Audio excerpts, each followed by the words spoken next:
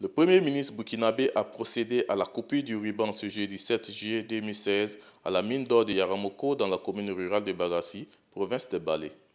Ce geste marque l'inauguration officielle de cette mine exploitée par la société Rosgold Sano SA.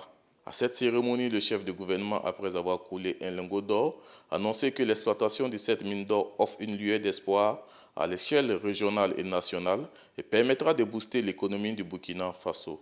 Faire pousser une mine d'or dans cette région est un témoignage d'espoir et de progrès pour toute la région, et également pour le Burkina Faso. En termes de retombées économiques, la mine d'or de Yaramoko va produire à peu près 4 tonnes d'or chaque année. Ça booste la production aurifère de notre pays d'au moins 4 tonnes d'or chaque année pendant 10 ans. Sans compter les retombées en termes fiscaux dont notre pays va bénéficier et sans compter les retombées également en termes d'emploi.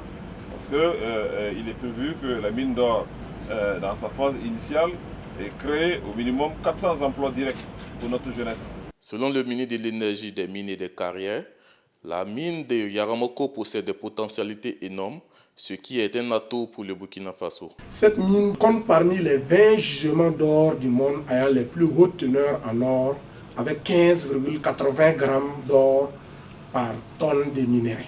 La production d'or escomptée de cette mine est de 740 000 onces en moyenne par an durant les 10 ans de durée de vie, soit environ 23 tonnes d'or environ.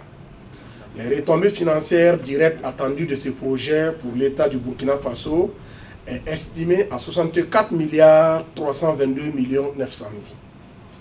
Le projet Yaramoko permettra de créer environ 380 emplois directs durant cette phase de production. À entendre le directeur général des relations extérieures de Rosgold, la mine de Yaramoko travaille en harmonie avec la population locale et privilégie un recrutement qui tient compte de ceux qui sont directement touchés par cette mise en valeur. Nous avons déboursé plus de 900 millions de francs CFA pour compenser toutes les familles qui étaient impactées. Notre priorité a toujours été de recruter localement. On a plus de 200 employés qui sont originaires de la commune de Bagassi. À l'exception de quelques personnes qui étaient des villages avoisinants, l'essentiel des gens étaient ceux de Bagassi.